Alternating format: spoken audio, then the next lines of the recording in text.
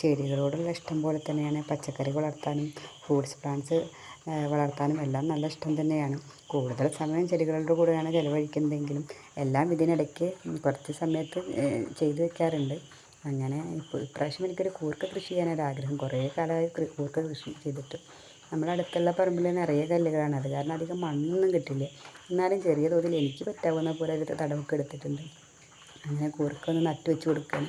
ഇപ്പം നല്ല മഴയുള്ള സമയമല്ലേ, അതുകൊണ്ട് വേഗം പിന്നെ നല്ല തെളിഞ്ഞ് വേഗം വളർന്ന് വരും. അങ്ങനെ വാടി നിൽക്കൊന്നുമില്ലല്ലോ, അങ്ങനെ മഴ പെയ്തുകൊണ്ടിരിക്കുകയാണല്ലോ.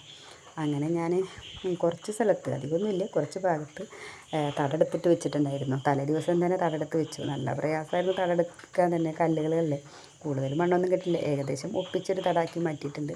അങ്ങനെ എല്ലാം നട്ട് വെച്ചു. ഒരു ചെറിയ തടവും കുറച്ച് വലിയൊരു തടവും, അങ്ങനെ 2 തടത്തിലും നട്ട് വെച്ചിട്ടുണ്ട്.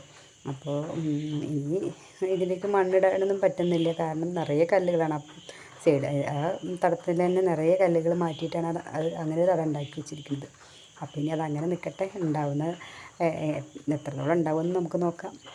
പിന്നെ നമുക്ക് കൃഷിഭവനിലൊക്കെ ഇപ്പോൾ തൈകൾ വന്നിട്ടുണ്ടല്ലോ.